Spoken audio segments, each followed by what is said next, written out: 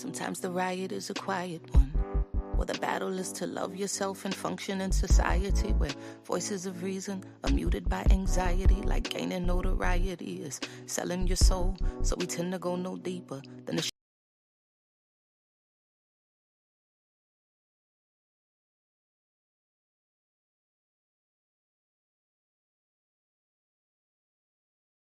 shallow water level, trying to keep us overhead in the face of all the slurs and the stares.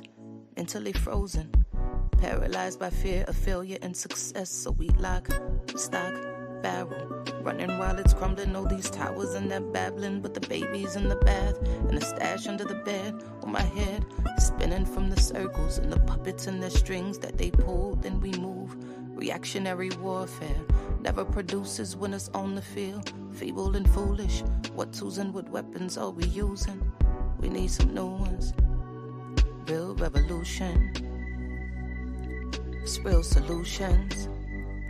What we've taken on the ways of the ones who conquer with their guns and religion and division. Got my inner me looking like my enemy. Real revolution, where my inner me really a mirror for the galaxy.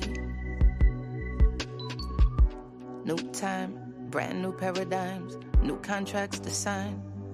They thought that this would all be televised, though it's happening right before our very eyes. It's on the inside, with their guns cocked.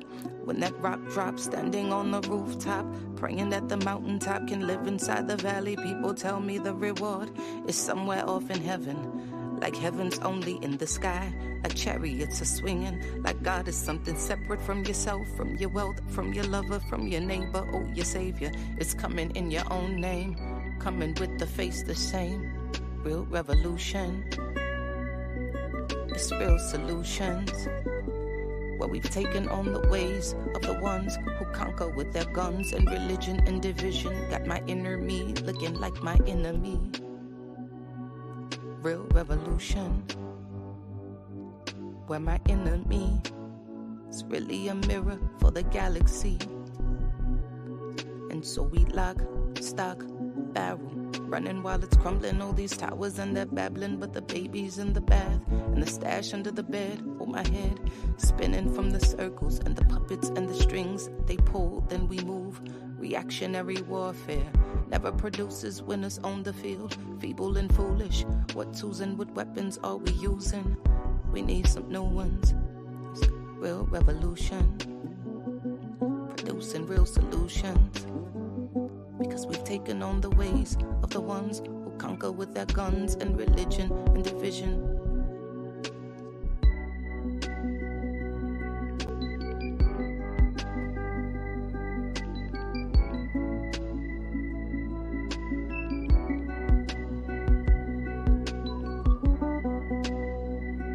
Going on, good people. We are live and direct. That is Sonny Patterson. I am Kalonji Changa, and you could tell I haven't been on the boards in a while. Dr. Joy James, how you doing today?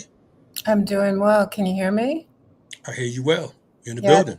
Thanks for that beautiful offering. It's a gift, like our, the folks that are going to be speaking with us soon. But Sonny Patterson always has the moment and reads it correctly. So thanks for opening with that art. No doubt, no doubt. Very necessary for folks who are in Atlanta. This Saturday, Sonny Patterson will actually be live. She will be here in Atlanta performing at the Malcolm X Festival. So make sure if you are available, check it out. Come through Atlanta. This is a free joint. Sonny Patterson, she won't let you down. That's our Port Laureate. That's the official song for, well, not that particular song, but Pretty Fall is the official song for RSTV. And I'm going to go for a vote and say that Real Revolution be the official song for GIU. What you think, Dr. James? It works. Okay, that's all we need. That's all we need. It's official. It's official. Anyway, this is Guerrilla Intellectual University, and we haven't done a GIU in a long time. I think the last time we did one was when we were talking about Mumia Abu-Jamal, the health conditions, right? And that ended up being transcribed. And so you have a little a lot of beauty behind you, a lot of art today. See Fluxine's art on the cover of Beyond Cop Cities. So I think there's a lot that can be shared with our listeners, viewers, in conversation with Dr. Mohamed Abdou and also with Ashanti Alston. Listen, you mentioned behind Cop City. Since you mentioned it, and since it's like right behind me, give the folks a little bit of info on what Beyond Cop Cities is, because you know some people watching, they like, what they talking about? What's Beyond Cop Cities? You know what I Yeah, mean? So yeah. give a I chase. said behind, but it's really beyond. But the Beyond Cub Cities is behind you. That is correct. And actually, it weaves together our analyses. It's collective analyses focusing on organizers, but also Tortuguita's mother, who you interviewed, Belkes Turan, who's talking about spirituality. And actually, our guests today are deeply embedded in spirituality, but also, however we define revolution, moving forward out of a kind of stagnant culture that we are grappling with now in the United States. But this small book is a collective endeavor. It addresses violent policing, militarized policing, the fact that police in the New York City train with IDF, and we understand how violent and militaristic the IDF is. So if there's a convergence of those two entities, then we understand what our future will look like unless we can actually destabilize the growing militarization of police. And there are actually references in the beginning and the closing parts of the text that address the issue of genocide in Palestine. No doubt, no doubt. So Beyond Cop Cities, make sure you check it out. The title is Beyond Cop Cities: Dismantling State and Corporate Funded Armies and Prisons. Okay, there was actually a murder here in Atlanta yesterday. Young brother, shout out to my son Cash, a friend of his, by the name of Reginald Folks, was murdered by he was actually a Lyft driver, and he was murdered in his own car by an Atlanta police officer who, according to him, this Atlanta cop was on suspension for uh, having controlled substance in another town, another city here in Georgia, in Milton, Georgia. The cop's name is Kobe Minor. He was on suspension since December 25th when he was stopped and had about 20 Xanax on him. He claims he shot this young brother inside of this lift because, according to him, he said that he heard a voice in his ear, and he said that he asked the Lyft driver to stop the car. He wouldn't stop the car, and so he said that he thought that the Lyft driver was kidnapping him and trying to recruit him into a gay fraternity. This is the official narrative from the police officer. So he shot this young man and killed him, shot him in cold blood. So he's arrested, and he's since resigned. So say, you know, the world is as nutty as anyway. But yeah, I mean, there's the convergence here, and actually, it ties into our conversation. Um, I know we're going to move on because people are waiting to hear from our guests. But Islam and Anarchism, Mohamed Abdou's book. So there's all this repression, and there's also obviously issues around health, mental health, and just aggravated, escalating violence. But the targets tend to routinely be, at least in these spectacular, killings and murders, people of color, LGBTQ, trans folks, people who come out of the military and who've been traumatized by being in war, and then see everything as warfare when they return to the States. And unfortunately, they enroll or they become employed in these local police precincts or police entities, which just gives you pension and a paycheck to dysregulate in unspeakable violence. So our prayers to their family of the Lyft driver. and also to the community that must be incredibly distressed by this loss and this tragedy. Yeah, and you hit it right on the nail because the officer is actually an ex-marine. Uh, For folks who check out our platform, I just interviewed his former supervisor last night.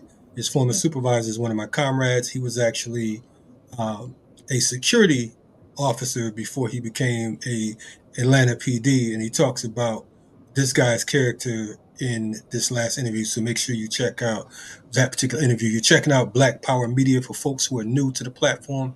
I can see there's a lot of folks that are watching on Twitter. We appreciate you. If you could hop on to YouTube and subscribe, it's youtube.com/at Black Power Media Reloaded, youtube.com/Black Power Media Reloaded, at Black Power Media Reloaded, and it's at the bottom of the screen. What I'm going to do, because we have two guests and we're pressed for time, I know you mentioned Mohamed Abdou, but before we bring Mohamed on, I want to bring on one of his mentors, one of our joint mentors, who is no stranger to this platform, who is no stranger to organizing or freedom fighting or any of this type stuff. And I think that he's a brother that I can say has inspired me for many years. I appreciate the books. He hasn't sent me any books in the mail lately, hint hint. But I'm looking in the mailbox. Anyway, I want to bring on brother, veteran Panther and BLA fighter Ashanti Alston. What's happening, Ashanti? How you doing? are you on mute? Oh, all right, my brother. Thank you for putting me on the spot like that. I'm gonna have some books for you, man. I'm gonna have some books for you. Don't worry about it. I got them. Joy, it's a Don't pleasure don't to let No, him see you don't let him again. press you. Thank y'all for having us. no doubt, no doubt. So hey, we Dr. Mohamed Abdou. I know that when I was talking to Mohamed was like, Ashanti's one of my mentors, so on and so forth. So if you don't mind, give us a few words on who Mohamed Abdou is to you, and before we bring him on to rock with us today. Okay. Okay. Well, I mean, we actually like 20 years now, and sometimes I got to really think about that. Like we've known each other that long. And when he was in Canada, um, and he was even then, he was making this connection between Islam and anarchism. Like pulling from Islam what the anti-authoritarian concepts that could actually come out of it. You know, and I think the thing that I've always admired about him, even when he was in Canada, when he was in school in Canada, he was still involved, more deeply involved with struggles going on in Canada, especially in Canada with Indigenous folks and other issues in Canada. So he's always made that that combination between you know organizing and the intellectual things that are necessary to understand and to be able to enhance practices around them struggles. Um, and then here we are years later. That book finally comes out, and I'm really proud of him because he's been really consistent. He's been back and forth from Canada to the United States to Egypt, all in the midst of catching a lot of hell. Because of the politics of his books and because of the steadfastness of his practice, hold to his principles. So he's been this still young man compared to me.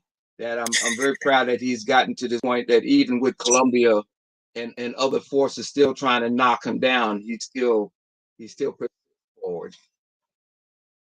Right on, right on, right on. We appreciate that for sure.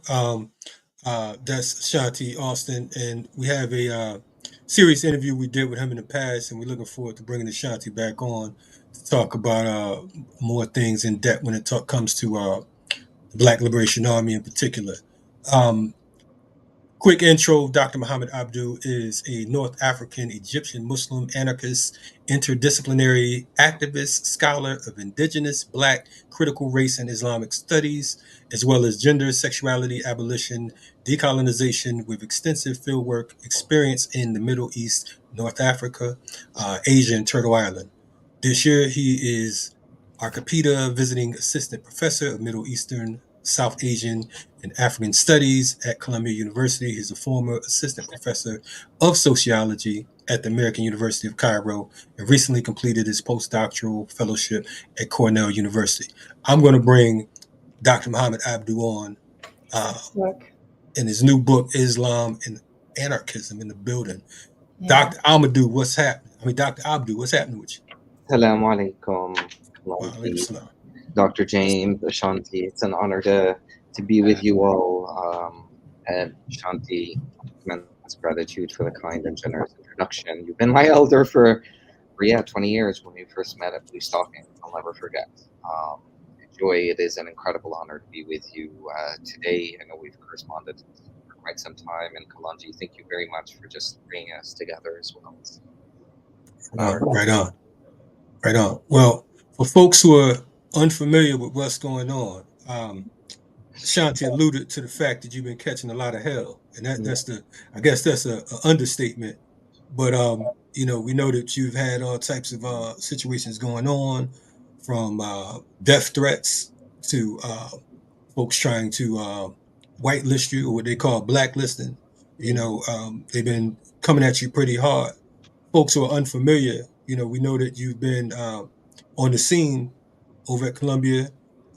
Your tweets have been gangster. They've been like tight buys on them. They've been feeling it. It's like bullets searing, and they've taken your tweets to Congress to talk about this terrible Mohamed Abdou and how he's just a menace to society, and he's just pro Palestinian and anti-Zionist, which I don't see anything wrong with.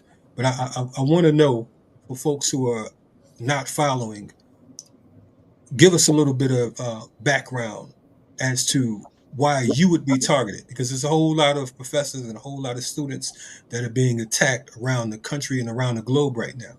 So within this state of tyranny and oppression, within this most violent, under this violent regime, why are you so special? First off, again, assalamu alaikum and shalom alachaim to our Jewish siblings who might be listening. I usually start anything that I often say out in public with Moses' prayer in the Quran. And Moses' prayer is Allahumma shrah li sadri wa yassir li amri wahlul 'uqdatan min lisani yafqahu qawli. Allahumma shrah li sadri, O Creator, open thy breast, wa yassir li amri, and make my affairs easy. Wahlul 'uqdatan min lisani yafqahu qawli, and undo the knot in my tongue, such that what it is that I have to share with you all, the broader audience, reaches you all. Again, it's an honor to be with you all. There are many ways in which one can talk about how this all evolved. If you want to ask me, the reason that I'm being targeted to put it correctly is because I'm casting doubt on the American dream. I'm calling it out for what it is that Malcolm had referred to it as an American nightmare. I'm calling attention to 1492 and what happened to Muslims and Jews in Andalusia and Spain in terms of forced conversion, persecution, murder. The reference to as savages and heathens, savage being the racial sort of descriptor and heathen being the religious. And obviously underneath the auspices of Ferdinand and Isabel. But also how that links to Columbus's invasion of the Americas. Manifest Destiny, Doctrines of Discovery, Terra Nullius. Indigenous people were referred to as savages and heathens. Hernan Cortez had referred to Aztec women as Moorish women, Aztec temples, the 400 of them, as Moorish mosques. He referred to Montezuma, the Aztec leader, as a sultan. Even the term Berdach that was used to describe two-spirit indigenous people was first cast upon gender non-conforming Muslims. And then, of course, with settler colonialism here, the very monster, 532 years, 31 years of ongoing genocide here. That continued, and that project continued after the murder of over 100 million indigenous people with transatlantic slavery, with the Middle Passage, afterlife slavery projects, as Saadia Hartman had referred to it, stand your ground laws, school to prison pipelines. But a third to fifth of our Black siblings were Muslims from the Iberian Peninsula and the west coast of Africa. So I'm talking about how America is a crusading project that continues on to this day. Of course, you know, the white man, having appropriated Christianity and Eastern tradition, weaponized it underneath Constantine as an imperial instrument of conquest. That's why I'm being outed, because I'm saying that we don't only have a genocide insofar as Palestine, but ultimately that the genocide continues here. And we need to contend with that. The very of the serpent snake, as Frederick Douglass had referred to her, America. And with the monstrosity that particularly, and here I'm calling out immigrants and immigrant settlers of color. Of course, indigenous people are the caretakers of the land, and Black people who are descendants of the Middle Passage, I don't consider them to be settlers.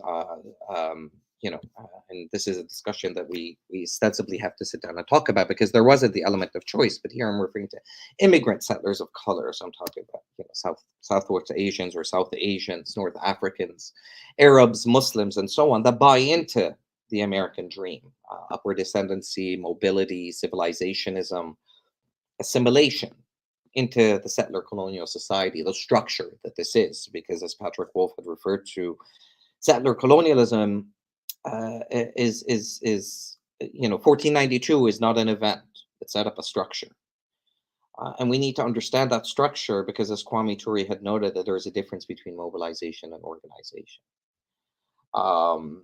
Organization is about understanding structures, and perhaps this is something that we'll talk about. But the fact is, we should be able to live in a world together where our faith or our lack of faith, and despite of them, that we can have dialogues across our differences, if not for ourselves or the sake of Mother Earth, but for the sake of our children, who, as Mumi Abu Jamal had noted, come from immortality and are the arrows that we shoot towards infinity. But of course, that isn't being permitted, that isn't being allowed, because the architects of animosity, be it Shafiq Manouche, be it, Congresswomen Stefanik or Congress in general, be it Genocide Joe, be it Trump, be it, the media, the mainstream media, whether it's Fox News, liberal, conservative, CNN, and so on and so forth, amplify in hyperbolic ways the animosities or the differences that exist, just to create schisms between us. But yeah, for these reasons, and I'll stop there. That I became a target, and I'll go back. It's because I'm casting doubt on the American dream, and not just calling out the genocide that Israel is certainly complicit in, and Zionists are complicit in. Right on. Sure, you had something you wanted to. Yeah, I appreciate that. And I believe in the introduction of your book, which is actually brilliant. So thank you for the gift, right? That this whole American project has been poisonous. I mean, I'm not saying those are your words, but that's how I'm going to paraphrase it here. And then it's as if the pundits and some of the professors who become the presidents of these universities, even though they don't present as being reactionaries, such as Stefanik, right, who also has this whole narrative appended to her about relationships with anti-Semitic constructs, right? The replacement theory, you will not replace, like, who are you talking about right now? Oh, and so there's this weird alliance. Maybe it's not weird because it's an alliance of reactionaries, but you would think that Shafiq is Egyptian, I believe, right? This is the president of Columbia University. This whole integrationist project is really an integration into empire. This is the way that I'm reading you, and this is the way that I'm understanding you. And so linked to it is a desire to belong. So it suggests to me that people would just lie their tongues off in order to be embedded in an imperial project. And so, what you're doing, what the students are doing, and the professors who support them, as well as other activists and organizers, is very brave and courageous. And it's also deeply spiritual.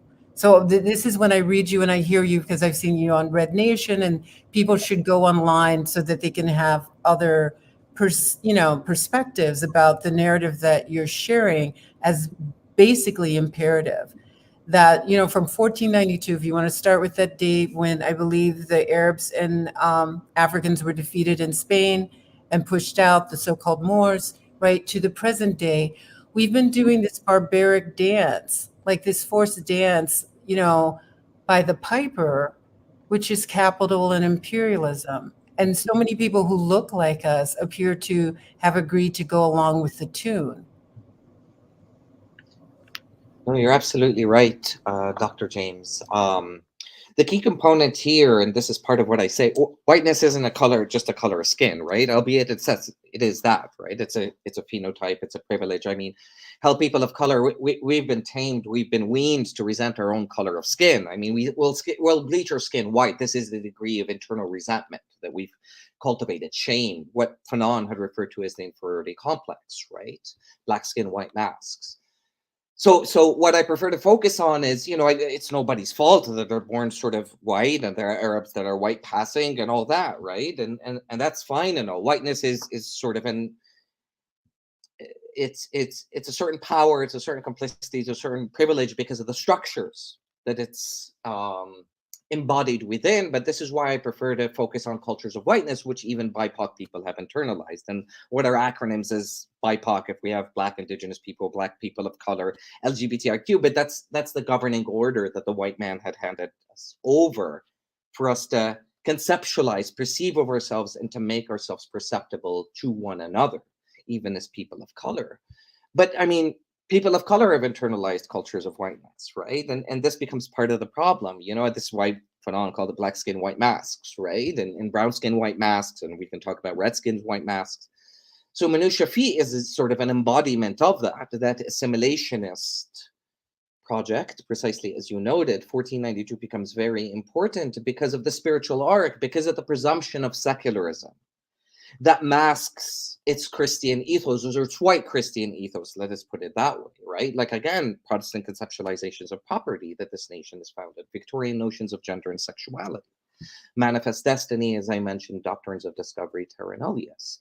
And the left having become so antagonistic to this question of spirituality. And of course, we'd have to talk about the difference between spirituality and faith and religion, because these are three, at least in Islam, three interrelated concepts, but they're not one and the same thing. We'd have to talk about between authoritarian and non-authoritarian and non-institutionalized conceptualizations of religion. So this is what becomes key. But 1492, I mean, in the works of the great Sylvia Wynter, Ila Shuhat, Salman Sayed, a lot, it figures into the equation that way. And the way that leftists embody this anti-spiritual aspect, well, we'd have to rethink that, because as Kwame Ture had noted, you can't be revolutionary without being religious. And then we have the examples of Nat Turner, we have the examples of Malcolm, of MLK, and so many others, right? That are embodiment of a political, theological, social justice project that, in my humble opinion, is founded in all faiths. Whereas Jesus that stood beside Mary Magdalene, right, that flipped the table on the money exchangers in the temples. Where's Muhammad, who stood for the oppressed? Where's Moses, who stood before and fought against Pharaoh? This becomes the question, right? And there is no, Puritanism here, in the sense that, look, I mean, Myanmar and the government there has constructed a militarized conservative interpretation of Buddhism to use against the Rohingya, right? And Islamophobia is this linchpin that everybody from China uses against the Uyghur, and this and certainly in the case of Hindu Tava against Dalits, Kashmiris, and so on, right? And Malayali people who are Christian are lumped underneath that umbrella. It's not that Islam is exceptional to me, but it's become the quintessential other, which has been constructed as the quintessential other, given that history of 1492, and the battle or the war against Christendom. and what Islam has come to figure in the mind of the white crusader, especially when we're talking about indigenous land defenders and water protectors being referred to as jihadi terrorists by paramilitary organizations as Tiger Squad, right, that are extension of the military industrial complex insofar as the US, or even Black Lives Matter protesters being labeled as Black extremist groups. So this becomes the figuration of Islam, that one can't really contend with race or understand it without understanding spirituality and religion and the way that intersects historically, and the way that both impact one another in terms of racial projects, but also the religious animus that informs that component. So yeah, that becomes the key. And in my mind, I'm not going to have to choose between the false binary between a Zionist crusading Wahhabi project on the one hand and a Russian Chinese totalitarian project on the other hand. Those are false choices to me. Do people of color not have alternative forms of governance that beyond the white man's nation state? The master's tools will never dismantle the master's house, as Audrey had taught us. We see capitalism as sort of a product of colonial modernity, but what about the nation state, right? And here we also need to distinguish between, because this is what Stefanik, white supremacists were, supporting just a few years ago, Jews will not replace us kind of narratives, right? In Charleston. I mean, this is the facade of it all, right? And all of a sudden they care about Jewish people, Trump and the alt-right and so on. But liberalism being the bosom of white supremacy, that's part of it, and enlightenment and politics and so on and so forth. But the key thing here is that I'm trying to also transcend neoconservative interpretations of this Islam, because what I'm saying is that, hey, I'm with and for anti-colonial resistance. I'm with the arc of resistance. However, I got issues with the resistance. I got issues with Hamas. I got issues with Hezbollah. I got issues with any movement or any state, for that matter, that embodies authoritarian, that embodies, sexist, racist, misogynist, queerphobic sort of tendencies. And that isn't just exclusive to, perhaps, Hamas or Hezbollah, just to name, right? Or Ansarullah or whatever. But these ills exist on the left. I mean, that embodies queerphobia, that embodies, anti-blackness, and a lot of other things. And they exist, of course, on the right. So, but that's the idea behind Islam and anarchism and using the Quran, because whether you're part of the Nation of Islam, whether you're Sunni, whether you're Shiite, I don't identify with any of these sects, right? That ultimately you're beholden to the Quran, right? It becomes the barometer by which I'm able to gauge. And I ask myself, and not to compare myself, in any way. I mean, he's our shining Black Prince that way, but Malcolm. Because the beauty about Malcolm is that he always engaged in these projects of metamorphosis. The Malcolm before and after the Nation of Islam is not the same as the Malcolm before and after Malcolm. What would Malcolm say about his friendship with regards to a queer Black man, James Baldwin? How would that have led him insofar as his understanding of queerness? But didn't he love Baldwin, or Baldwin love Malcolm? I mean, see, this is why I so appreciate your work, because there's a fluidity, and I know there's a lot going on, but that's how flow goes. There's always a lot in the flow, right? But to concretize with Malcolm, and maybe I step back and I'll just talk about Baldwin. He becomes a survivor of these siblings, right? And everybody knows Baldwin is queer, and they also know they're brilliant, and they also know Baldwin is I can't live in this country anymore. So Baldwin is going to do like a Nina Simone. I'm in France, right? I would rather not be in the American project, but I'm going to write and critique it. So I think of Medgar Evers, assassinated in 1963, Malcolm's assassinated in 1965. His daughters were working with Ben Crump to sue the NYPD, FBI, CIA, implicating them in that assassination. And then King is assassinated in 1968, right? So that, and there's Sam Cooke is in the mix too, right? There's a way in which these men all loved each other, and in ways that if we were isolated, this one's got to be banned because of his politics, which would be like Malcolm, or this one has to be banned because of their sexuality, which would be Baldwin, I Am Not Your Negro, kind of documentary that doesn't mention that Baldwin is queer, if I recall that documentary, and I watched it several times. So my question to you, and I'm sorry if I feel like I'm hogging it, but this is really like setting my brain on fire. Why is it, or how could it be that we could more clearly see our vulnerability, but also our strength and resistance if we agreed not to engage in what Felicia Denal described as Western fundamentalism? That there is a reactionary proto-fascist religiosity in the United States. They just secularized it and they sprinkle like stardust from billionaires on top of it and pretend like it's not what it is, which is something that is incredibly poisonous. So, how is it that our relationship with liberalism, with the desire to belong, with the desire to be safe, can be disrupted and stabilized by spirituality at the same time? Thank you for that question, Joy. I think it comes from, or I think contending with your question means that we need to transition from talking about resistance, I think, to talk about liberation. Resistance to me is reactionary, liberation is active. We keep on talking about surviving, but what about thriving, which is an active stance? Because I think in so many different ways, I mean, and I think this was again going back to Fanon, that when the colonized other sees an image of themselves or have been, or as we have been exposed to colonialism over the course of, again, 531 years, we develop these reactionary stances. Part of it is a religious component in terms of how we tend to see our relationship to spirituality. One can look at it insofar as Algeria, for instance, with the FLN. Women were very much a part of the resistance against the French. And they weren't necessarily hijabis or anything like that.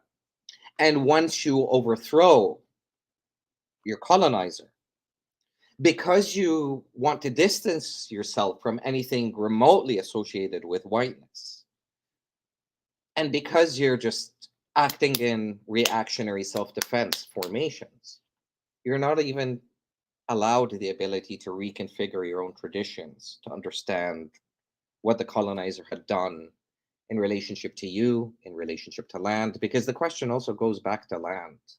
Land configures everything, not only our spirituality, because she is a spiritual subject, right? She's not an object, but it configures time, space, gender relations, the private, the public. And so to take a step back and to be able to rethink. But what happened in the case of Algeria is the fact that a lot of men turned to conservative interpretations of Islam and said, okay, well, we want to distance from anything remotely white.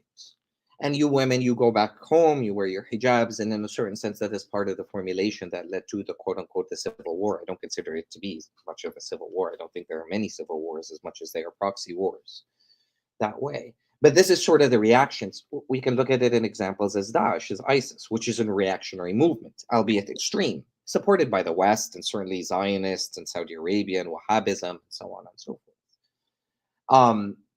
In terms of what would make hundreds of thousands of Muslims, and we're talking about 14-year-olds, 15-year-olds that left their homes in the UK. They'd never lived in Iraq or in Syria. But ISIS had broke that arbitrary dividing, colonizing sort of boundary, geography between Iraq and Syria, right? That arbitrary border that, colonialism had drawn. And these 14, 15-year-olds went, and they wanted to be a part of the Ummah, or the conceptualization of the Ummah, which is sort of the community of Muslims, I would argue, and believers generally together alike. At least that's its traditional understandings insofar as what the Prophet Muhammad founded, a community of Muslims, Jews, Christians, Sabians, Zoroastrians, all who were unified by ethical, political, spiritual commitments. But in this case, they vied for a conservative interpretation of Islam because they thought that this is the way to assert their dignity, their sense of self, self-respect, and Puritan way of living, but in purely reactionary formation. So they didn't have, and again, I'm speaking from the position of privilege, right? The opportunity to decolonize, to sit down and engage in abolitionist understandings of Islam, to get to know themselves and their traditions again. I mean, obviously, there's no going back to the time of the Prophet or Moses or Jesus or 1492. But what we want to extract are the ethical, political, spiritual commitments and begin to deploy them in the present. So, if I understand your question correctly, it requires our taking of a pause and actually rethinking, because this is why who we are. This is why Fanon had said decolonization is inherently a violent act. Violent not at the level of just tactics or defense or self-defense, but at the level of the crisis of the self, the double consciousness that Du Bois had spoken about, figuring ourselves out, not only in relationship to who we are, me in relationship to Islam, but me in relationship to other people, given Arab supremacy, given anti-Blackness. I'm an Egyptian, right? Or was born in Egypt. Well, Egypt, thrives on its construction, and Arabs now thrive, particularly in the context of Egypt, on disavowing their Nubian sort of lineages and descendants and constructing ourselves as the whites of the Middle East. Right? But this becomes, and of course, there's the elements of queerophobia and so on and so forth, because of, again, the disruption of our relationship to land as people of color, and masculinities and femininities that are tied to the private and the public, and again, our movement and our spaces. And so with all these assaults that are happening, given this condition of war that we've been born into, it's very challenging, because the inclination is to simply say, well, I'm an immigrant here. I just want to be a part of the dream. I just want to live, right? I just want to survive. I just want to make ends meet. But this is where community becomes important. This is where the experience of the Panthers is Ashanti, becomes, insofar as organization. We're even far away from that. And this was the potential that these encampments, in a certain sense, offered a different world where different people, different formations may walk with one another, not on one another, may walk with the land and allow the land to teach them something, because she's a spiritual subject that has much to answer or much to teach us beyond historical material analysis that doesn't account for metaphysics. I mean, and this is the land that produces the air that we breathe, the very thamarat, or seeds that blossom into fruits and vegetables. I mean, I shudder to think that Muslims, we sit down and read the Quran, right? And so many chapters in the Quran are named after non-human life. The chapter of the bees, the chapter of the sun, the chapter of the moon, the chapter of the thunder. But we don't sit down and reflect on the wisdom of Allah subhanahu wa ta'ala in teaching us all this. So I think it also requires that we think and go beyond identity politics. As I always say, it doesn't matter to me if somebody comes and introduces themselves as a Muslim, or as they're queer, or they're Black, or they're Indigenous. I mean, you could be Muslim and Zionist. There are plenty of those nowadays. So what are the ethical, political, spiritual commitments that inform one's identities? I think that's what the coming formations and communities need to contend with. And here, it's contending with the fact that there is no liberation in Palestine at all, and it's a pipe dream. America's leading this war, crusading America's leading this war, without the assertion of Indigenous sovereignty and Black self-determination, and particularly Indigenous sovereignty that tends to be neglected because of how U.S. history constructs itself from 1619 onwards. The original sin is masked, and Indigenous people are regarded as like signposts to history, unless their names are on, football teams like the Washington Redskins or the Chiefs, or their names are on weapons of mass destruction like Tomahawk missiles and Apache helicopters. So, Sorry, go ahead, Kalonji. No. I wanted to bring Ashanti into the game, because one of the things that Mohamed spoke on was Indigenous sovereignty and Black self-determination. And I think that's important, because that's part of the actual title of this particular program. I wanted to ask Ashanti. Ashanti, you good? You there? Look like you might be. Is he frozen? You look like you might be frozen again. So I'll pose this question to Mohamed. But I would also maybe add a little bit before we go back to Mohamed, right? I was at a conference in New Haven. It's called Imagination and Incarceration. And there was a person on the panel who said, we don't need prayer. And then I was listening to them. This is connected to Ashanti, because then I started realizing that, Duru bin Wahad, Jihad Moment, like Kamal Sadiq. I was like, wait, there's so many Muslim names, Asada Shakur. So the notion of prayer has been so Christianized, even if the person might have been Jewish, right? Or it's so Americanized that they didn't see how people who were deeply invested in the struggle, such as Ashanti and others, like Jihad was speaking last night on a platform with Ryan Napoli, right? Talking about the need to, I understand there's a difference between resistance and mobilization. But when I saw Ashanti about a month or so ago speak at Brown University, he was saying very important things about agency, and also going back to, the murder of George Floyd. The question is, why didn't somebody throw a cell phone? Like, we're capturing the torture, we're re-narrating the torture and the death. But again, I'm coming back to what everybody's put on the table. What is our spiritual stability, where we can learn from the Panthers and the people who went underground, understanding, there's contradictions everywhere. But how is it? I don't know. Is Ashanti back yet? Not yet. No, he's not back, but I like how you sack my questions, just ball my question up and toss it in the No, trash no, can. it's no. Like I ain't even had no question. I thought you had. I'm just messing you. Go ahead. I Go thought I ahead. was expanding on your. I'm sorry. I'm making stuff up right now, so forgive me. It's all So, good. but no, because my brain's on fire, because there's like this weave. So like Ashanti did decades, like Sekou, like, to go to prison for all those years based on principle and what I will call revolutionary love.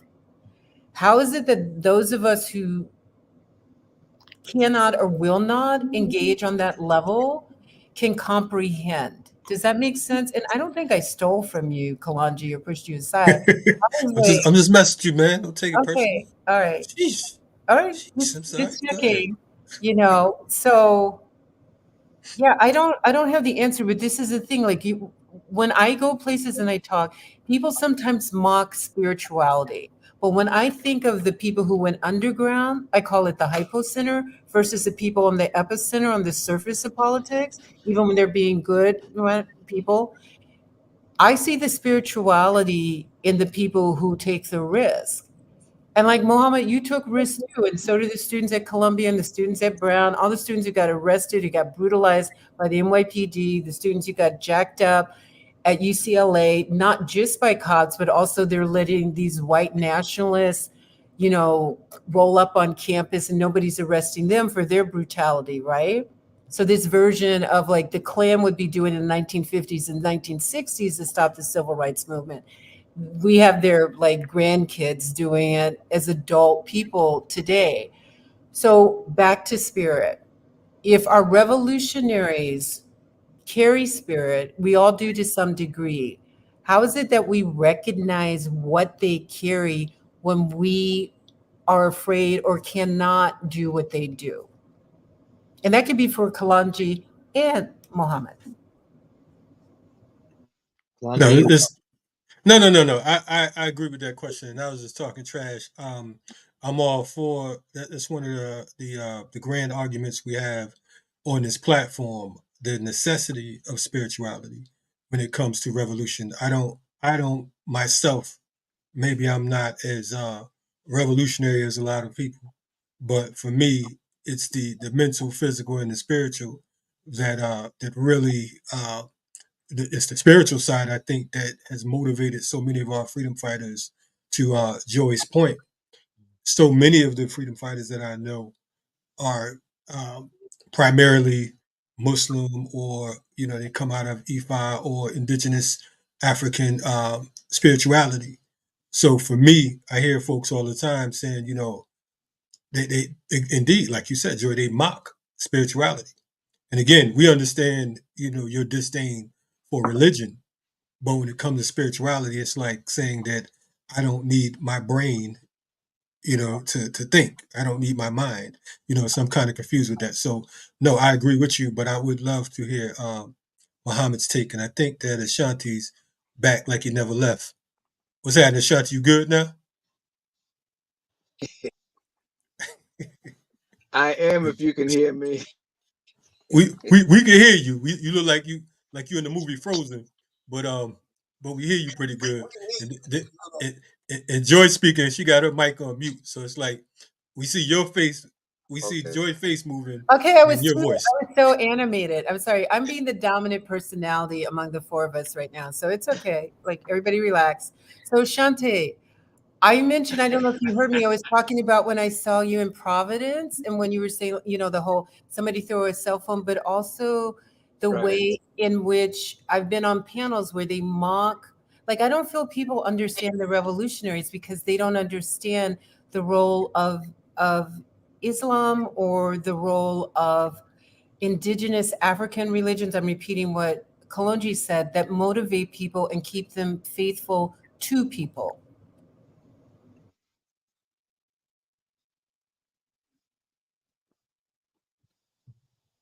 Still Right. there, Shanti? Well, I don't know if you can hear me, but I think Joy, I think some of that is generational. You can hear me, Kalonji? Yes, sir. We hear you. No, am I freezing again? No, we can hear you. It's just, don't worry about your face. You know what I'm saying? It's Okay. just I we can think hear your voice though. some of that is generational.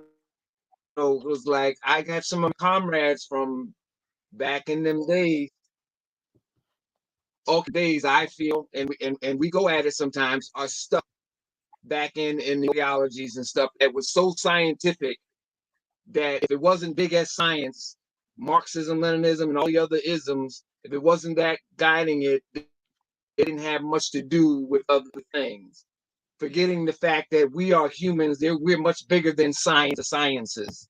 That you have to deal with human beings on a very multidimensional level. Just like that one, that what you were just saying, the one who said, what do we need to be praying about in so many words? I'm like, and that's one of my comrades.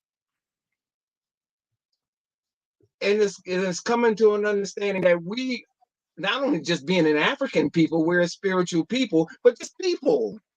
You can't just deal with us as just real. You can't just deal with a class analysis. And I think that's one of the things that I really appreciate about Muhammad's book, because it brings in more of a holistic perspective on Ashanti, revolution. turn your camera off. Ashanti, turn your camera off. It may help help the stream. So let's just use the audio because I You think the know camera is. that we have to bring all of us in. You ain't got to become. You ain't got to become this or that. But it really would help us to understand what's going on in Palestine, which is majority Muslim.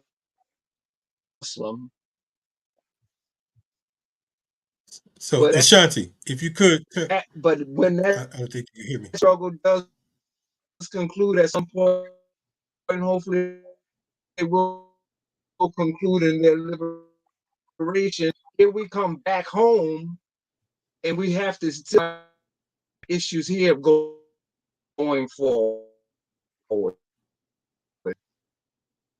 If it goes again where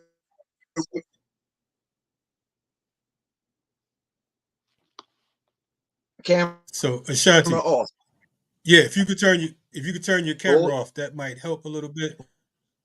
Yeah, hold because on. it's like you sounding like like you underwater or something. I'm gonna take you off the screen for a second and just turn your camera off. Okay, so if you don't mind, Mohammed, continue with give us your version while Shanti works on his camera. We'll take it from there if that's all right. We apologize to the viewers.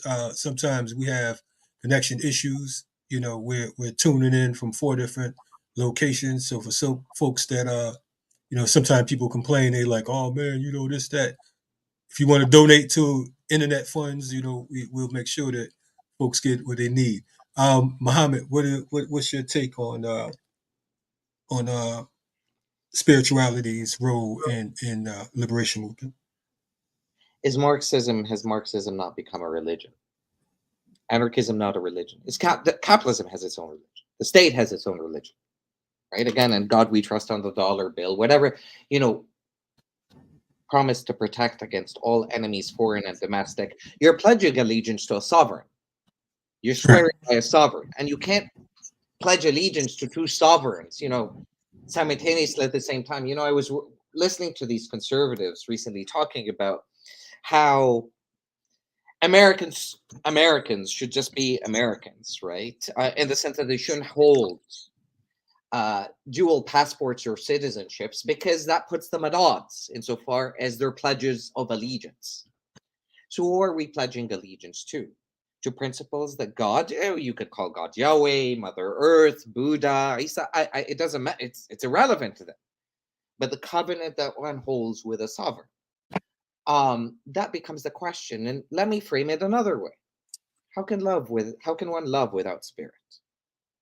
Because it also assumes this calculus, right? Or dialectical materialism, historical materialism, right? It assumes the surgical narrative where it's 1, 2, 3, and we've got it all figured out. Insofar as our species, that we have crowned ourselves as God, and that revolution is just a series of steps that we need to participate in order to. Again, what does the cosmos? What does our Earth? That ultimately is above everything else, because our Mother Earth doesn't need us. We need her. We're at the bottom of the pyramid, as opposed to, again, our construction is at the very top. But this assumption that we don't need metaphysics, that we don't need cosmology, is part of our arrogance, that we assume that we have nothing to learn from the universe, and the calculability of it all. Well, if that's the case, then why haven't we institutionalized or instituted some kind of change? Where is the sense of modesty, of humility that becomes necessary, in my humble opinion, for a revolutionary? In fact, it's one of the most defining, important characteristics. And a sense of also accountability, right? To a higher principle, a higher sense of community, a higher level of justice and judgment, adjudication. So what, Hitler, just by offing himself, that's it? George Bush, there's no accountability insofar as, the wars in Iraq and Afghanistan. Madeleine Albright, and, the architect of the oil for food program that killed over 1 million Iraqi children. So what, they just die and that's it? So where's the role in that? And I understand the impulse to, human beings like to control, right? I mean, we become so incessant in the sense that unless we can see it, unless we can define it, but that's part of the European gaze, the white man's gaze, that, and unless it is categorizable, subject to discipline, subject to something that we control, then it must not hold true. And I think that is part of the guise that needs penetrating in a certain sense. And people that even I take think it I from got a another, bad connection. even from the perspective of those on the other end. I mean, the United Arab Emirates and the Arabian Gulf Peninsula countries are actually conscripting Muslim scholars in the West, like Hamza Yusuf, a white revert, in order to make the argument for the legitimacy of the Abraham Accords. He's throwing Palestinians. So regardless of, even if you don't believe in God, that's okay, fine, right? This is why I said it's the faith or the lack of faith, okay. But that becomes part of the revolutionary equation, because it's part of the propagandist tools that the other side is using, like it or not. So how are you responding to that? This was my problem during the so-called Arab Spring. You want to be a revolutionary, you got to know your audience. Okay, the predominant majority of your audience in the case of Egypt were Muslim. And yes, the Muslim Brotherhood had committed atrocities towards Coptic Christians. Coptic Christians have internalized Islamophobia. Even Muslims have internalized Islamophobia. But you got to know your audience. And there's nothing that's going to be as palpable a force. We talk about Palestine, right? what gives Palestinians their sense of sumud, their sense of resilience, despite everything that they have gone through? I mean, and this is what, people are talking about, the mass conversion, reversion sort of rates that are happening in the US. I mean, it's sort of like a post 9/11 moment. To me, my concern is, what Islam are you converting or reverting to? Is it a conservative Islam or a liberal Islam, or what kind of Islam? I mean, that becomes more important, because again, it's not a matter of numbers. As the Prophet, peace be upon him, had said, near the end of times, Muslims will be as many as the foam and the oceans of the wave, but they will be fickle and feeble as that wave when it crashes into the rocks. So it's not a matter of numbers. The Panthers weren't large in numbers. The Zapatistas aren't large in numbers. The Quran says, how many of a small group defeated a larger enemy? But that becomes the element of conviction, right? That needs to be embodied. So to go back to not only the question of spirituality, Kalonji, but also what you were, if I understand correctly, gesturing towards, Dr. James, which is, how do we organize in such a way to take up a certain, or to establish a certain stability? And I think it's going to be the shift again from mobilization to organization. What I mean by that, just to be clear, right now we have these direct actions, these mass mobilizations, which are far less than the Iraq War, that anti-war protests that never stopped the Iraq War. Tahrir, again, it's not a matter of numbers, right? And we have conservative Muslims that are against critical race theory and feminism and queerness. And right next to them, we got queers of all strands and stripes, and anti-Zionist Jews. And right next to them, an Islamophobic and anti-spiritual left. And everybody's yelling free, free Palestine. Nobody's talking about, and they're all projecting their ideological specters onto what a free Palestine is supposed to be, without talking about the differences between them, because there is no left, and the left eats each other apart. Marxists versus anarchists versus I don't know who, and so on and so forth. There is no ethics of disagreement or conflict resolution mechanism, or an ethics of hospitality by which we get to know one another, because that's where trust is built. We're able to, again, engage in that, what is an inherent violence to the self, in us getting to know one another. Again, vis-a-vis the stereotypes that we've internalized of one another. So there isn't organization at that level. We aren't breaking bread. We aren't looking each other eye to eye. We aren't building with one another, and we aren't establishing a sense of community. And I think that is a inherently spiritual act, religion or not, because it involves an investment in an other spirit, in an other's cosmology, worldview, and being open to the fact that one will be altered, one will change. The process of meeting somebody is also a process. I mean, it's a beautiful moment, knowing somebody's name, that is to be offered and not to be solicited or interrogated that way. But it's a spiritual moment, because anything can attract or repel two people. A scent, a look, a gesture, a word, unintended. And I always believe that there's an outside spirit that brings two souls together, right, and binds them together. And out of an appreciation of that, it also becomes a moment of mourning, that at some point I or the other is going to die. There isn't a human being that has been created on this earth that has not passed away at some point or another. But it's then recognizing the feebleness, the fragility, the finiteness of life, that is endowed with a certain spirited camaraderie, kinship, and that's what demands the kind of investment. So yeah, to me, that's the question of spirituality. So as you talk about spirituality and you speak on community, right? I want to bring it up to speed.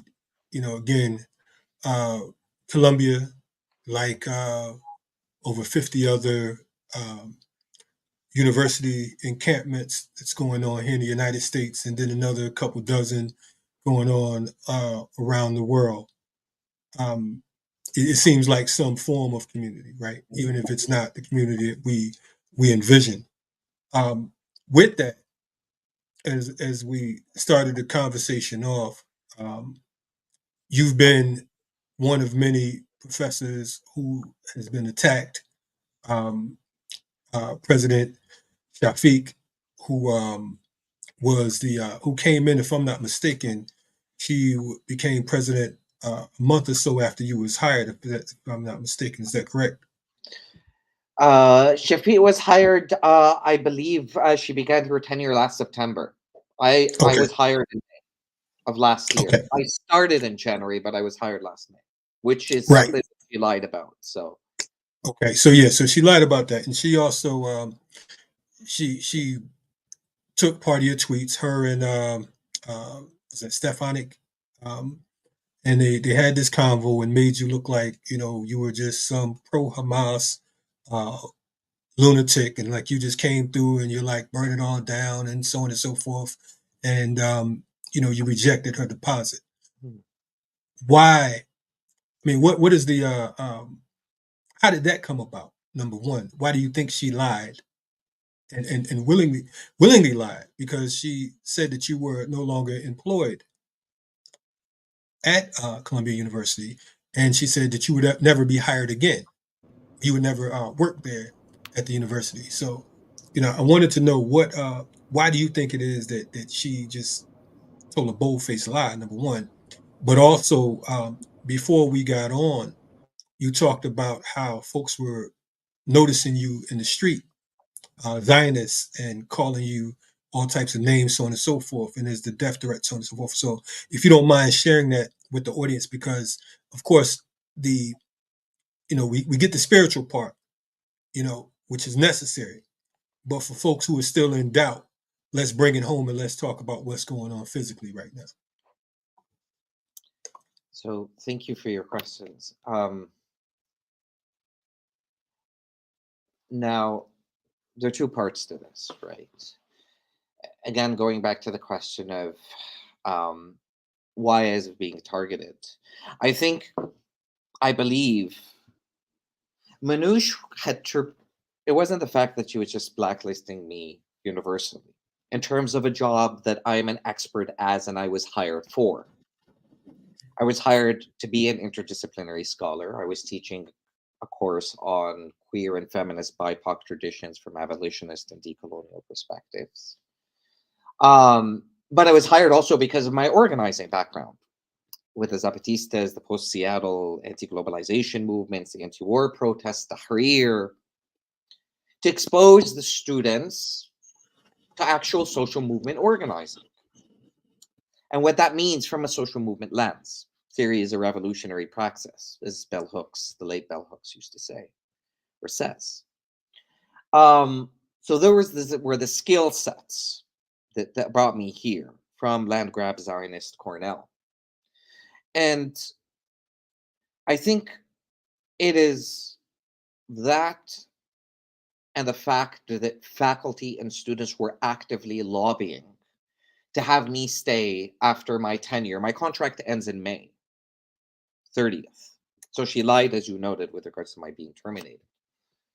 But to lobby to have me stay underneath another position, given the fact that, hey, I can teach in gender studies, I can teach in Middle Eastern, African and South Asian studies, I can teach in a myriad of different, my work has to deal with Indigenous studies, with Black studies. I work on political theology.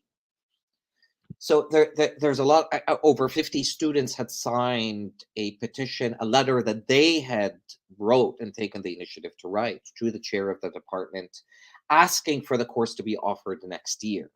So these were active efforts. And of course, they didn't like the fact that I was very much involved with the students in terms of their organizing on the ground, or at least mobilizing at the time. And the right picked up on that.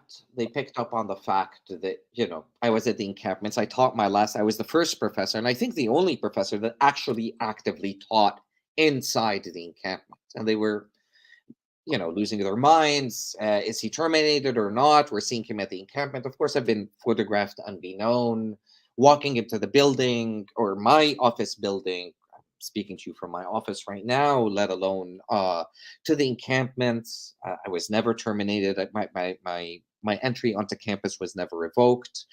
But I've also had folks like conservatives like David Rubin put out a YouTube, and they're picking up what the left isn't picking up insofar as the imminent threat that I ostensibly pose. insofar as I noted, calling out the American dream, because David Rubin comes about and says, "Oh, he's arguing for indigenous rights. Actually, I'm arguing for indigenous sovereignty." And he goes out and says something lunatic, as the fact that I guess that Mohamed Abdou would be okay with a Native American walking inside his building and blowing it up. Some create it's quite surreal. His video is available online. He's got 2.4 million followers. My point being that him, others, Stefanik attacking me online, but also others going through my CUNY for Palestine event. Oh, he speaks in spoken word poetry. Oh, he's talking about Black self-determination. They're clearly understanding, although they're misconstruing, that what I'm after is not only a project of resistance, but a project of liberation. Hamas and Hezbollah are not liberatory to me, but a project that is anchored in genuine liberation. And they fail to understand that liberation, as decolonization is abolition, is not about destruction. It's about creation of a pluribus world, a world of many worlds, a world of the below for the poor, for the dispossessed, for the elderly, for children, for queer and gender dissidents, an anti-authoritarian world, a non-authoritarian world, a non-capitalist world. Revolutions involve practical questions that way, the transformation of ourselves, the greater jihad, the combat against our microfascisms. Because, to put it into plain words, what are you going to do when you get sick? These are the questions. What are you going to do with the army, with the police? What are you going to do when, somebody gets hungry? This is what revolutions involve. What are you creating in terms of an alternative? And that's what the left lacks. It doesn't create alternatives in so many ways. It wants to dismantle whatever exists, which is us an investment in the settler colonial order. But what if we divest from it? The Panthers didn't try and change things within. They just created the breakfast programs. They took over their neighborhoods, started to organize that way. The Zapatistas, they emerged on the scene 10 years after they had been preparing alternative schools, ways conceiving of healing, food sovereignty, and so on. And then they emerged on the scene December 21st, 1994. So it's for these reasons, I guess, that I'm constituted as sort of a public enemy. And so far as to the death threats, and so far as, people recognize me on the street. I was just walking with a friend, Maura Finkelstein, actually, this morning, meeting her for the first time. And somebody that was sitting down outside, on a patio, just yelled out, "Dr. Abdou, you suck." Right, but that's the least of it. I'm getting emails that are saying, you're lucky that you're standing upright. We know who you are. We know where you are. But look, to bring it back to the encampments and the possibilities, because these students, they allowed us to dream dangerously, right? And I think that these youth allowed that, and that's their inspiration. The way that created safe spaces, and safe spaces that had sort of conditions and rules: no drugs, no alcohol, no sexual harassment. They had a public library, they had a clinic, a medic center. Prayer was a part of it, community was a part of it, festivity was a part of it. They learned how to mourn death, how to celebrate life. And what they were against, and what these encampments are against, we at UCLA or otherwise, just so that it's very clear, I think it's clear to us, is that they aren't just combating a board of trustees. They aren't just combating Columbia University, that's a badly managed real estate corporation with investments in, Amazon and Heiko and a bunch of, in Lockheed Martin, dual degree programs in Tel Aviv. They're doing something more than that. They're against the settler state. And this is beyond the new McCarthyism, because, again, Islamophobia is at the heart of local as well as foreign policy, and we could maybe touch on that near the end, just to bring it back to where we began.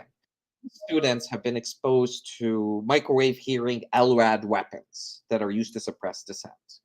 They've been exposed to eviction. They're exposed to jail. They've been exposed to suspension. And they had to be suspended in order for the police to come into campus, and a police that was called twice.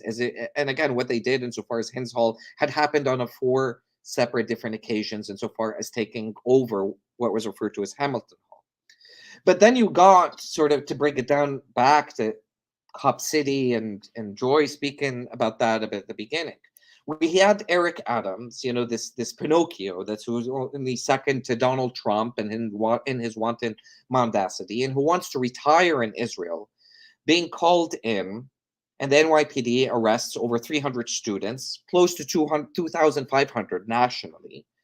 Eric Adams claimed that the students were radicalized. And of course, there's nothing illegal about being radicalized. This is the irony, right? So he wants to suppress, right, First Amendment rights. But okay, let's put that aside. He refers to the students as being influenced by professional outside agitators, which is a racist discourse, as we know, right? It's a racist term that emerges out of the Jim Crow era and civil rights movement activists and so on being labeled as such.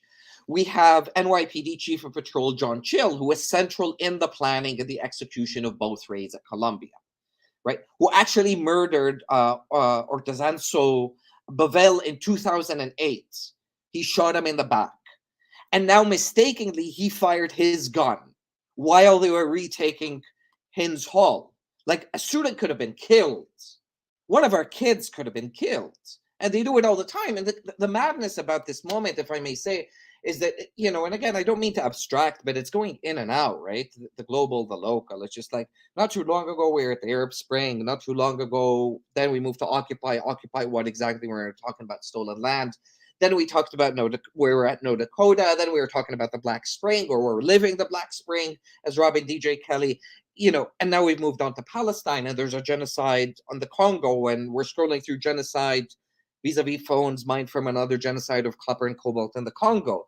And what, there are no Trayvon Martins, Michael Browns, George Floyd's, Breonna Taylor's happening right now? I mean, what links these struggles together? But this becomes sort of the importance of a narrative that binds our struggles together, from a spiritual, from a political, from an ethical.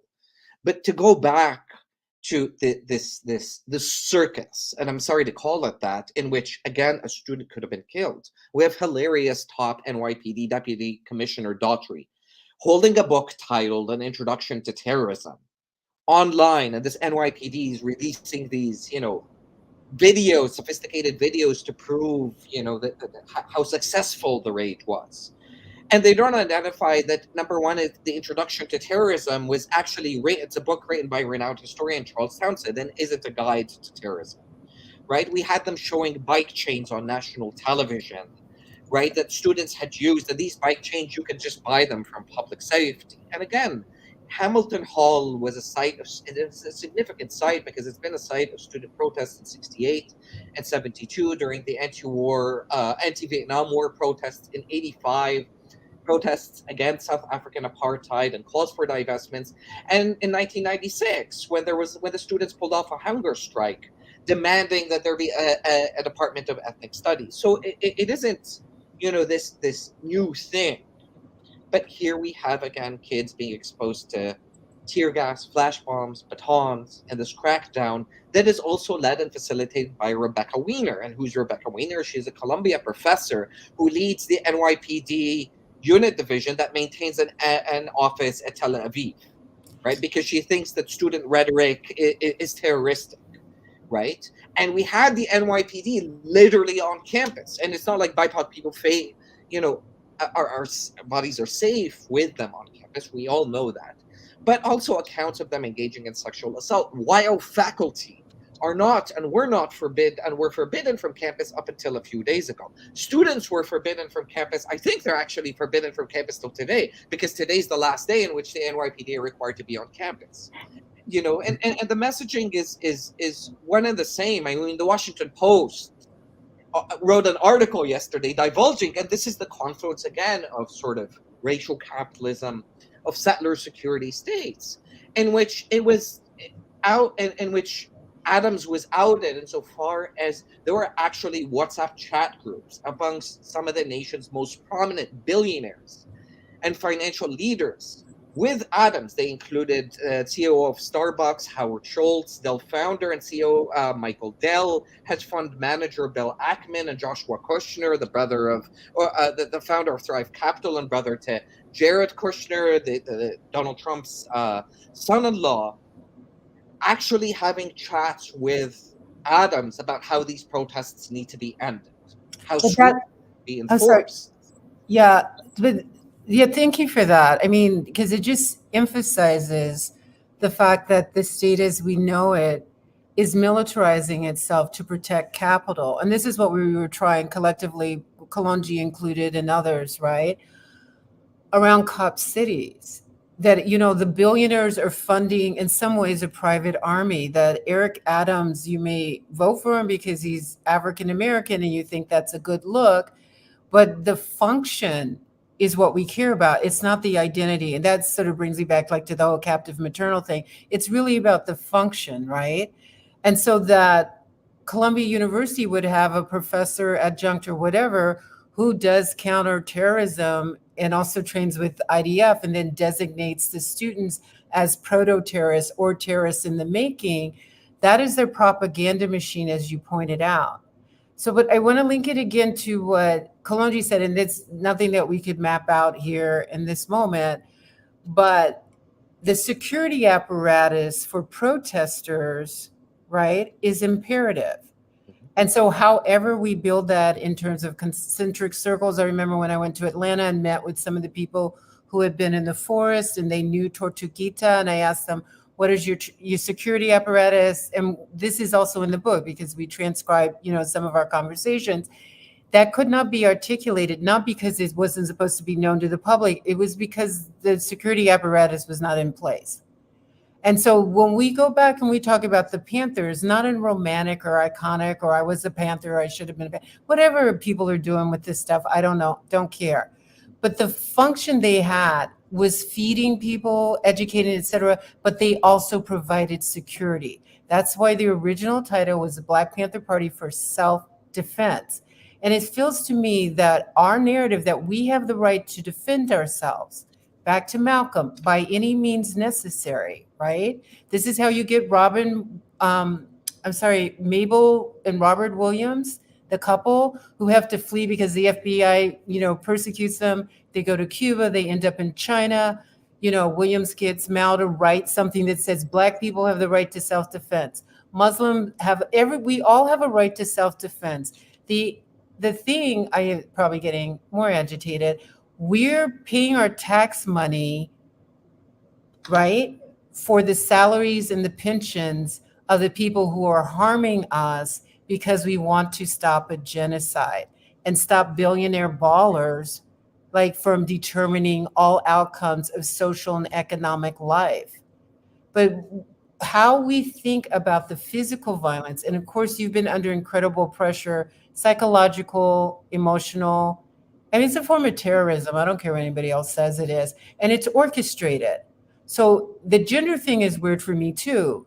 You know, yay women, yay feminism. How many women presidents have like rolled on humanitarians? That's all the students are at this moment. Like they're trying to live up to UN protocols and we don't do war crimes. It's just basic stuff of being human, civilized, whatever that means, right?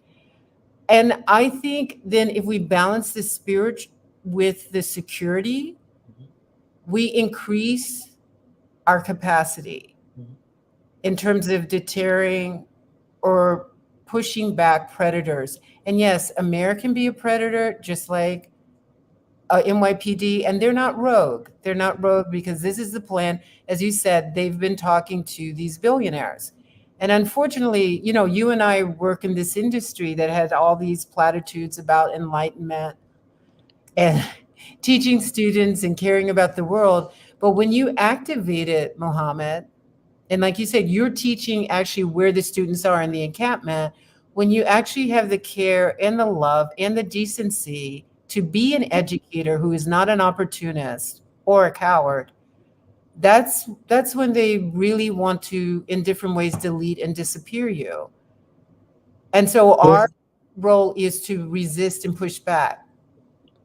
Real quick, I want to remind you, good folks, we are checking out Black Power Media. This is Guerrilla Intellectual University. We have about 3 minutes left, unfortunately. Okay. You know, so I want to move to invite you back on, Mohamed, because I think this is a very important convo. In an hour and a half, couldn't package it enough. Ashanti sends his love to the audience. He was having some technical difficulties, our brother Ashanti Alston out there, but I would like to definitely come back to this conversation We can line something up next week if possible. Check our calendars, our dates. But I think that this is a very important topic, and we really didn't even get to the meat of it, unfortunately. But it is definitely a Guerrilla Intellectual University moment.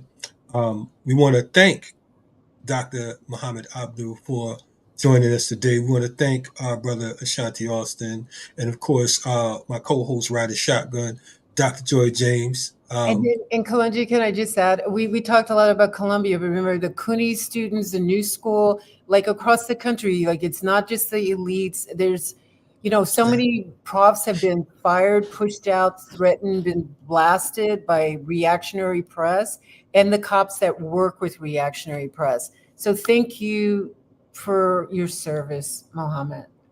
Yes. No, I'm humbled. I'm deeply, I was given a talk at the new school. I was really astonished at the degree of like barricades and officers that knew I was coming. It's all round. And Dr. Joy, Dr. James, thank you so much for everything that you taught, that you continue to teach. The same thing for Ashanti. You're all my elders. Kalonji, I really look forward to meeting you. Thank you all for this opportunity. I really hope we can continue this conversation, particularly with violence as a tactic, and us building community and what that actually means on the ground together here and elsewhere, and asserting the means of our own autonomy. And I think that becomes really crucial when we're talking about the lands. And I think that's very important to contend with. We certainly don't own the I-4 Rust Belt corridor. It's the white farmer armed to the teeth with stamp decrees who feeds the metropolis. So what does that mean in terms of our self-sufficiency? What does it mean, again, when everybody's having to hyphenate their identity, the Native American, the African American, the Arab American, the I don't know what American, but the only American that doesn't have to do that is the white American because they're assumed to be the native of the land. And then particularly if they're in predatory formation and they're reactionary. That's their gold standard, is the abuse. Yes, the native colonizers of the land. Again, you're checking out Black Power Media. For folks who are just tuning in, or if you're not just tuning in, make sure you subscribe. YouTube.com at Black Power Media Reloaded. YouTube.com at Black Power Media Reloaded. Also, make sure you tap into our email list, which can be, you can register or hop on our list at blackpowermedia.org. Blackpowermedia.org. Thank you both for your time and your service. And in the mortal words of our comrade turned ancestor, George Jackson, is war without terms. Till next time, Guerrilla Intellectual University, we are out. Peace. Peace.